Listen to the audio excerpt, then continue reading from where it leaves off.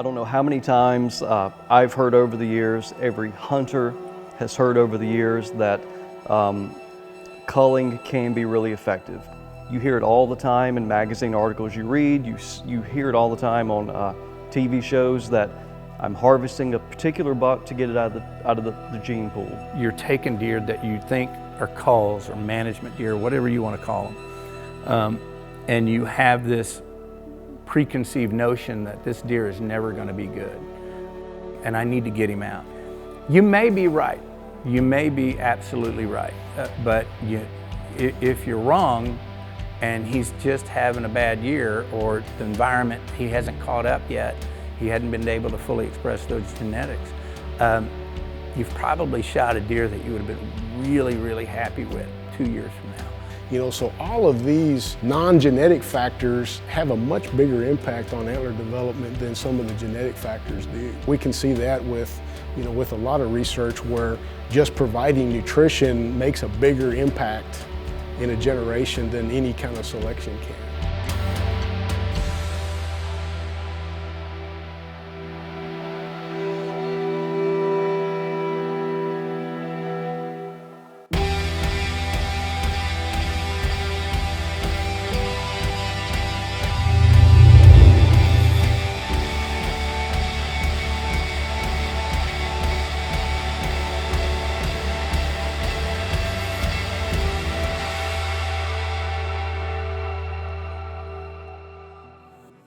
That particular buck that you shot, that genetics is controlling that. And that if I were to remove that, quote, genetically inferior buck, that I'm getting it out of the gene pool and that I'm only gonna leave, above average or larger antlered bucks to be sires or to be fathers. And that if you do this over time at enough intensity, as a result, you are gonna get offspring, or you're gonna get buck fawns and yearlings and so forth that are gonna grow up to be above average. And so often people think that culling is gonna be a way that over time, they're going to improve the average antler size of the deer herd. I think it's something that's really embedded in our hunting culture, is that I need to remove a deer or a group of deer because if I take them out of the gene pool, if I take them out of the herd, that it's going to improve antler size. What made this unique and so different and such a landmark study is that this was done in a free-ranging environment over a large acreage, 25,000 acres, and it was done over 10 to 12 years. We've got a weigh scale out there. We've got people that are assigned to scoring deer, people assigned to collecting data, people assigned to hair samples, antler samples. And then it takes quite a few people just to hold deer down and make sure that the deer's gonna be safe and the people working on the deer are gonna be safe as well. The intensity that it was done experimentally was an intensity that's probably could never be done with hunters. And so using the techniques that you've seen over a decade now, to be able to use a helicopter, to be able to live capture these bucks, to be able to actually measure the antler size that the researchers used, and you're being able to age the deer. So there's no hunter guessing, is that a yearling buck, a 2-year-old buck, a 3-year-old buck? The buck has been captured.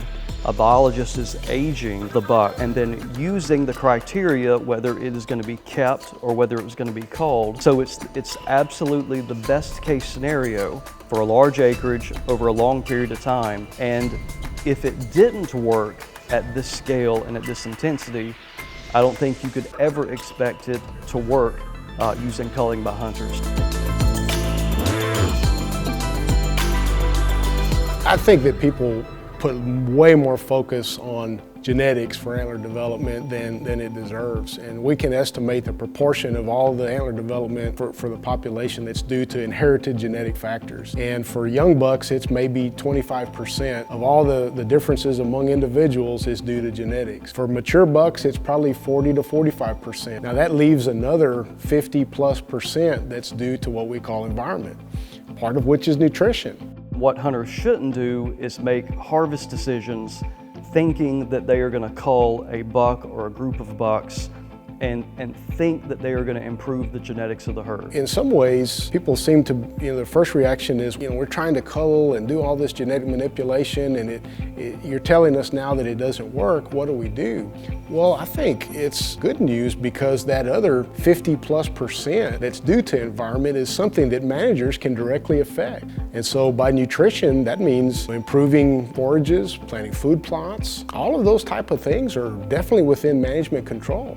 And they can happen within a pretty short period of time, within a couple of years. Several years of a good food plot or other nutrition program can make a huge difference in body weights and antler size and things like that. And you could never make that fast of a leap just by manipulating genetics alone.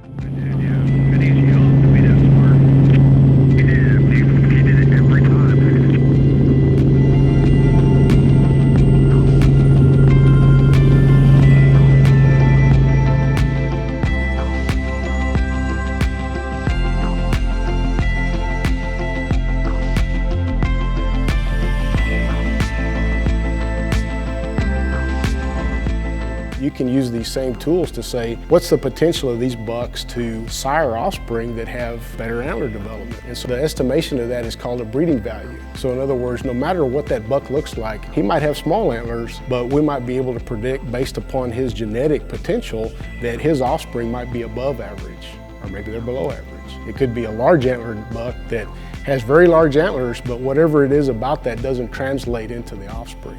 So again, I redirect into those things, of those enhanced nutrition. And for some, it's going to be supplemental feed, food plots, and planting the right trees for the right mass crops, and burning and forest management, all of those things. That's where you need to concentrate your efforts. So after 13 years of capturing deer, some of the smartest people in whitetail research, analyzing data from Mississippi State to A&M Kingsville and beyond, I guess the end result is that culling doesn't work in wild populations. At the end of the day, it doesn't work.